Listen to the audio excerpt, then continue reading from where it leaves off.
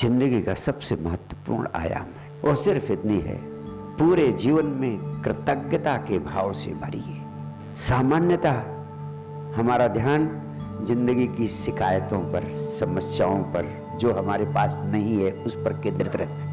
लेकिन अगर आप अपनी जिंदगी का कायाकल्प करना चाहते हैं, नरक से परम आनंद की दिशा में बढ़ना चाहते हैं, तो उन चीजों की सूची बनाएं जिनके लिए सद्गुरु को, परमात्मा को धन्यवाद देने का भाव आपके प्राणों में पैदा होता है। कुछ तो हर व्यक्ति को ऐसा मिला हुआ है जिसके लिए उसके प्राणों में अस्तित्व के प्रति, परमात्मा के प्रति धन्यवाद का भाव पैदा होता हो। हर आदमी को कुछ ऐसी चीजें जरूर मिली हुई है, कोई भी इतना अभागा नहीं है। लेकिन मनुष्य का सबसे बड़ा दुर्भाग्य यही है कि वो उन चीजों को कभी याद नहीं करता जो उसे वरदान स्वरूप मिली हुई है। इस पृथ्वी पर जितने धर्म पैदा हुए, जितनी अध्यात्म की साधनाएं पैदा हुई, उन सब का सार है कि यदि मनुष्य धन्यवाद के भाव से भर जाता है तो उसके जीवन में प्रार्थना पैदा होती है। दुनिया में जितने धर्म पैदा हुए, सब ने किसी न किसी रूप में प्रार्थना को महत्वपूर्ण स्थान दिया। कोई ऐसा धर्म नहीं है जिसमें प्रार्थनाएं ना हो। प्रार्थनाएं तुम सब करते हो, लेकिन प्रार्थना का मर्म, प्रार्थना का प्राण, वो तुम्हें पता नहीं। तुम प्रार्थना के नाम पर जो प्रार्थना का विज्ञान है, जो प्रार्थना का मर्म है, उसका उल्टा करते हो प्रार्थना के नाम पर। प्रार्थना का अर्थ मांगना नहीं होता। प्रार्थना का अर्थ धन्यवाद के भाव से, कृतज्ञता के भाव से झुक जाना होता है कि प्रभु तुमने ये भी दिया, ये भी दिया, ये भी दिया। लेकिन तुम प्रार्थना में सिर्फ मांगों की सूची प्रस्तुत करते हो कि प्रभु तुमने ये भी नहीं दिया, ये दे दो, ये भी नहीं दिया, ये दे दो, ये भी नहीं दिया, ये दे दो, ये भी नहीं दिया, ये भी दे दो, ये भी नहीं दिया, ये भी दे दो। तो मांगने का अर्थ है कि तुम शिकायत कर रहे हो। मांगने का यह भी अर्थ है कि तुम उसके अंतर्यामी होने पर भी संदेह कर रहे हो।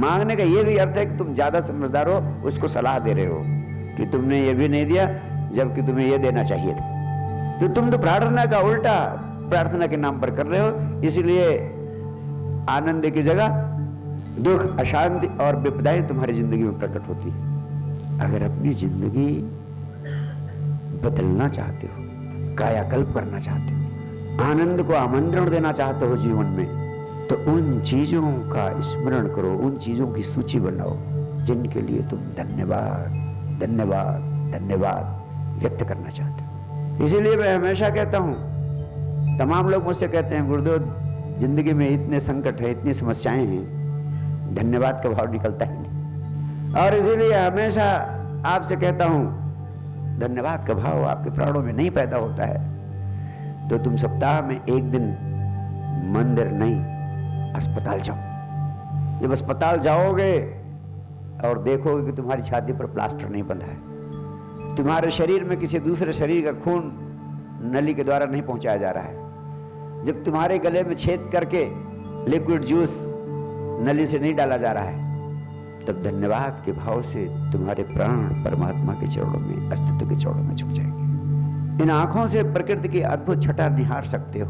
क्या ये साधारण सौभाग्य है? उनसे पूछो जिनकी आंखें सूरज की रोशनी देखने के लिए तरस रही हैं और देख नहीं सकती। जो कुछ तुम्हें मिला हुआ है, और बहुत कुछ मिला हुआ है धन्यवाद देने लायक, उसको जो याद कर लेता है, जिसके प्राणों में कृतज्ञता का भाव भरा रहता है, जिसके प्राणों में धन्यवाद का भाव भरा रहता है, उसके जीवन में सकारात्मक ऊर्जा पैदा होती है, उसकी सोच बदलती है, और वही व्यक्ति इस अस्तित्व से सब कुछ पाने के लिए रिसीविंग मोड में हो जाता है। केवल एक ही चीज है जो आपको रिसीविंग मोड में ले आती है, और इसीलिए दुनिया में के सभी धर्मों में प्रार्थना का विज्ञान विकसित हुआ। और प्रार्थना का अर्थ सिर्फ कृतज्ञता के भाव से, धन्यवाद के भाव से झुक जाना है, कृतज्ञता के भाव से भर जाना है। उन चीजों की सूची बनाएं जिनके लिए आप अस्तित्व के प्रति, परमात्मा के प्रति कृतज्ञता का भाव व्यक्त करना जरूरी समझते हैं। प्रातःकाल सोकर उठते ही डायमंड डायरी में दाहिने पेज पर लिखें, आई एम थैंकफुल फॉर, मैं निम्न चीजों के लिए परमात्मा को धन्यवाद देता हूं। और कम से कम 10 चीजें ऐसी लिखें जो सबसे महत्वपूर्ण हैं, जो अस्तित्व ने, परमात्मा ने आपको दी हुई है। आपके बच्चे हैं, थोड़ी देर को सोचिए, आपके बच्चे ना पैदा हुए होते तब आप कितनी पीड़ा में होते। आप अस्पताल में नहीं हैं, आप पागल खाने में नहीं हैं, आप जेल खाने में नहीं हैं। कोई भी व्यक्ति इतना दरिद्र नहीं है, इतना दीन नहीं है कि 10 महत्वपूर्ण चीजों की सूची नहीं बना सकता है जिनके लिए उसके प्राणों में कृतज्ञता का, धन्यवाद का भाव पैदा हो। तो हर रोज डायमंड डायरी में बाएं पेज पर लिखें, what I want to achieve, प्रातःकाल सोकर उठते ही, और दाहिने पेज पर लिखें, आई एम थैंकफुल फॉर, मैं निम्न चीजों के लिए अस्तित्व को, परमात्मा को धन्यवाद देता हूं। आपकी प्रार्थना बिस्तर पर सोकर उठते ही पूरी हो गई। आपकी प्रार्थना का काम आपने कर लिया, सच्ची प्रार्थना का काम किया। वो जो आप नहा धो के हाथ जोड़ के करते हैं वो तो सब झूठी प्रार्थनाएं हैं, वो तो सिर्फ मांगों की सूची है, वो तो आप सिर्फ गिड़गिड़ाते हो, हे प्रभु तुम दाता मैं दीन, वो तो सब ड्रामा है आपका, उससे कुछ नहीं मिलता आपको, बल्कि उसका उल्टा प्रभाव पड़ता है। अपने जीवन की ऊर्जा को बदलो।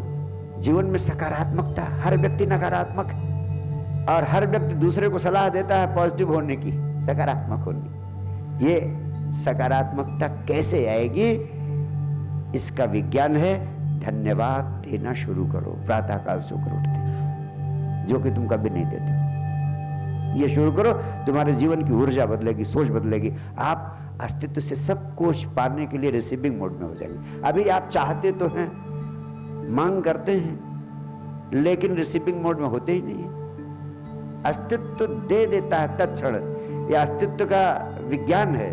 This is the law of nature, this is the science of this existence, कि जैसे आप इस अस्तित्व के अंग हैं। ये विराट अस्तित्व एक है, सिंगल यूनिट है। इस सब कुछ उस अस्तित्व का अंग है, आप भी उसके अंग हैं। जैसे ही आप कोई चाह करते हैं, वैसे ही अस्तित्व आपकी चाह को पूरी कर देता है। कैसे?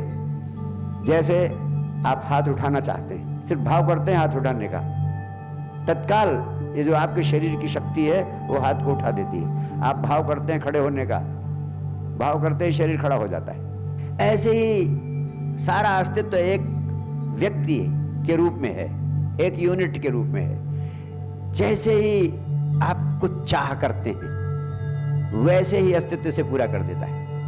यानी जो चीज आप चाहते हैं वो तुरंत स्वीकृत कर दी जाती है ब्रह्मांड के द्वारा, लेकिन आप रिसीविंग मोड में नहीं होते हैं, इसलिए आपको मिलती नहीं। रिसीविंग मोड में नहीं होते। जैसे आपको बहुत प्यास लगी है और मूसलाधार बारिश हो रही है, इसके बाद भी अगर आप रिसीविंग मोड में नहीं होंगे बारिश के पानी को, जब तक आप चुल्लू बांधेंगे नहीं, पानी चुल्लू में भरेंगे नहीं और मुंह में ले जाकर पिएंगे नहीं, तब तक प्यास बुझेगी आपकी?